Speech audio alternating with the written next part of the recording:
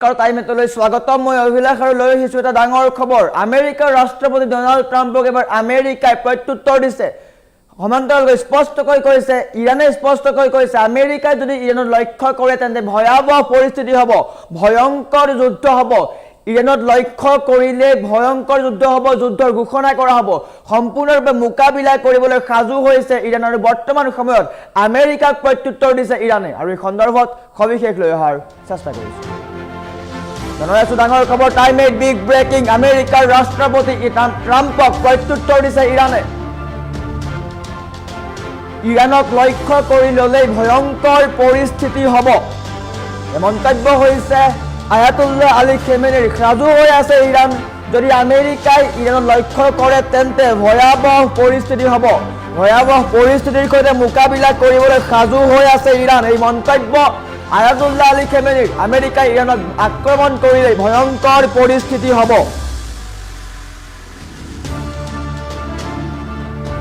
আৰু বৰ্তমান সময়ত ডাঙৰ খবৰ আহি পৰিছে স্পষ্টকৈ কৈছে আমেৰিকাক যদি আক্ৰমণ কৰে তেন্তে পুনৰাই আক্ৰমণ কৰা হ'ব আমেৰিকা আৰু ইৰান হ্ৰাস পাইছিল উত্তেজনা আৰু বৰ্তমান সময়ত ইৰানে প্ৰতিবাদকাৰীৰ ওপৰত ব্যৱস্থা নোলোৱাৰ প্ৰতিশ্ৰুতি দিছিল কিন্তু পুনৰাই ডাঙৰ মন্তব্য কৰিছে ইৰানে আমেৰিকাক সকিয়নি দি নস্যাৎ কৰিছে এই কথা ইৰানে কয় প্ৰতিবাদকাৰীক ক্ষমা কৰি দিয়া নহ'ব এই দাবী স্পষ্ট কৈছে ইৰানে পোনপটীয়াকৈ কৈছে আমেৰিকাক প্ৰত্যুত্তৰ দিছে ট্ৰাম্পক ৰঙা চকু দেখুৱাইছে ইৰানে পোনপটীয়াকৈ কৈছে যদি ইৰানৰ ওপৰত আক্ৰমণ কৰা হয় তেন্তে যুদ্ধ ঘোষণা কৰা হ'ব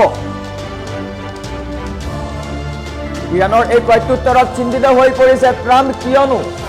আমেৰিকাই মধ্যপ্ৰাচ্যলৈ প্ৰেৰণ কৰিছিল কেইবাখনো যুদ্ধ জাহাজ প্ৰেৰণ কৰিছিল আৰু বৰ্তমান সময়ত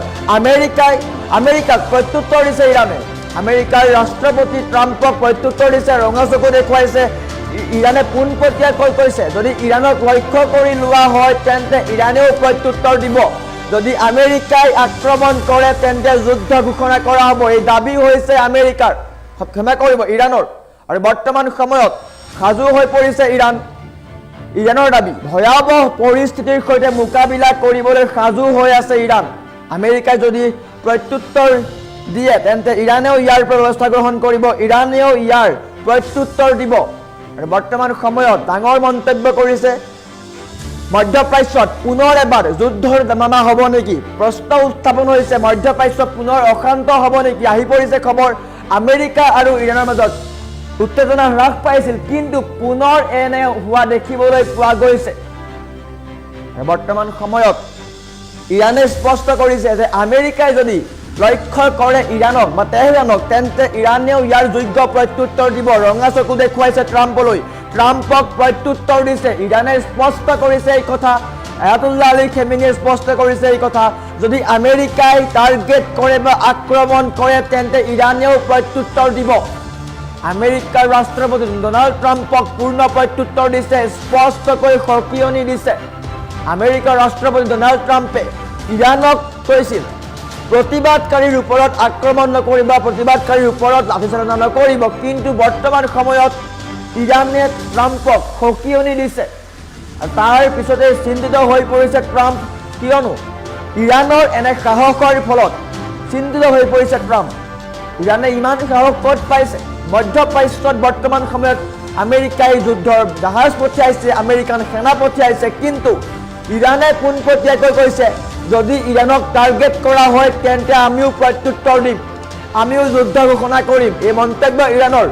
ইৰানে কৈছে যদি ইৰানে টাৰ্গেট কৰে বা আমেৰিকাই টাৰ্গেট কৰে তেন্তে যুদ্ধৰ ঘোষণা কৰা হ'ব পূৰ্ণ যুদ্ধ বুলি গণ্য কৰা হ'ব আৰু ইৰানেও প্ৰত্যুত্তৰ দিব আৰু এনেকৈ আমেৰিকাৰ ৰাষ্ট্ৰপতিক পুনৰ এবাৰ সকিয়নি দিছে স্পষ্ট কৰিছে ইৰানে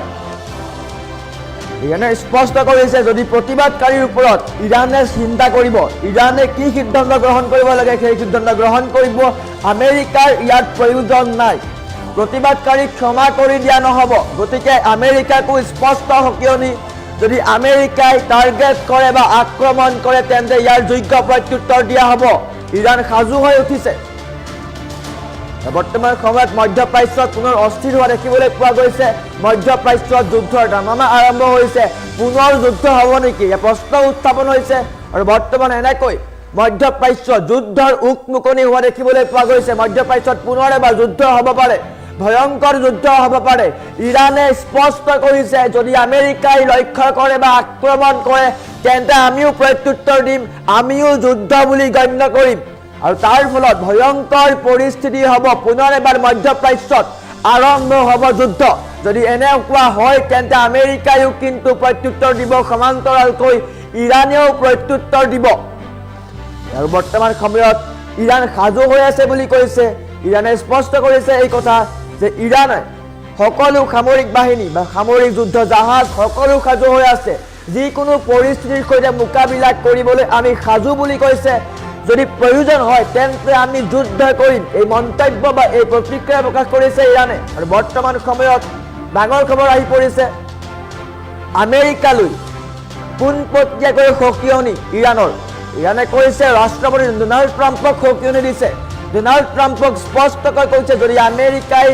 লক্ষ্য কৰে ইৰাণক বা তেহৰাণক তেন্তে ইয়াৰ যোগ্য প্ৰত্যুত্তৰ দিয়া হ'ব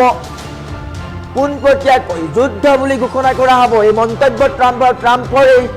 আৰু ইয়াৰ পিছতে ট্ৰাম্পৰ চিন্তা বাঢ়িছে ট্ৰাম্পে চিন্তিত হৈছে কিয়নো মধ্যপ্ৰাচ্যলৈ ট্ৰাম্পে যুদ্ধ জাহাজ প্ৰেৰণ কৰিছিলে মধ্যপ্ৰাচ্যত নিজৰ দপদপনি বজাই ৰখাৰ চেষ্টা কৰিছে কিন্তু ইৰানে স্পষ্ট কৰিছে এই কথা যে ইৰাণৰ শক্তিশালী ৰাষ্ট্ৰ ইৰাণ পাৰমাণৱিক শক্তি হ'বলৈ গৈ আছে নেকি সেই কথা আহি পৰিছে ইৰাণৰ এই মন্তব্যৰ পিছতেই সমগ্ৰ বিশ্বত চৰ্চা হৈছে চাঞ্চল্যৰ সৃষ্টি হৈছে আমেৰিকাৰ ৰাষ্ট্ৰপতি ডোনাল্ড ট্ৰাম্প কিন্তু অস্থিৰ হৈ পৰিছে বৰ্তমান সময়ত তেহৰাণত হাই এলাৰ্ট কৰি দিয়া হৈছে সমগ্ৰ তেহৰাণ চহৰ হাই এলাৰ্টত আছে সম্ভাৱ্য প্ৰতিশোধনৰ প্ৰকৃতিৰ বিষয়ে যিকোনো কথা আহি পৰিব পাৰে আৰু ইৰাণৰ সকলো সামৰিক বাহিনী বৰ্তমান সময়ত সাজু হৈ আছে যিকোনো পৰিস্থিতিৰ সৈতে মোকাবিলা কৰিবলৈ সাজু হৈ আছে ইৰাণ আৰু বৰ্তমান সময়ত ইৰাণত প্ৰতিবাদ সাব্যস্ত হৈছিলে চৰকাৰ বিৰোধী প্ৰতিবাদে কঁপাই তুলিছিলে ইৰাণ ৫,০০০তকৈ অধিক লোকৰ মৃত্যু হৈছে তাৰ ফলত ভয়ংকৰ প্ৰতিবাদ হৈছিলে ইৰাণত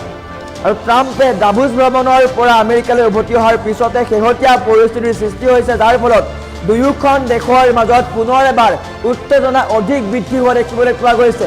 আমেৰিকাৰ ৰাষ্ট্ৰপতি ডোনাল্ড ট্ৰাম্প ডাভোছৰ পৰা উভতি অহাৰ পিছতেই পুনৰ এবাৰ দুয়োখন দেশৰ মাজত বা দুয়োখন ৰাষ্ট্ৰৰ মাজত অধিক ভয়ংকৰ উত্তেজনা বৃদ্ধি পাইছে যাৰ ফলত পুনৰ এবাৰ যুদ্ধ হ'ব পাৰে নেকি তাৰ প্ৰশ্ন উত্থাপন হৈছে বৰ্তমান সময়ত আয়াতুল্লাহ আলী খামেনীয়ে পুনৰ এবাৰ মন্তব্য কৰিছে বৃহৎ মন্তব্য কৰিছে যদি আমেৰিকাই টাৰ্গেট কৰে ইৰাণক তেন্তে আমি মনে মনে বহি নাথাকো আমি সীমিত নহওঁ ব্যাপক হ'ব যিকোনো নামেৰে সংগঠিত হওক আমি ইয়াক যুদ্ধ বুলি ঘোষণা কৰিম পূৰ্ণাংগ যুদ্ধ বুলি ঘোষণা কৰিম পোনপটীয়াকৈ কৈছে যদি আমেৰিকাই টাৰ্গেট কৰে ইৰাণক তেন্তে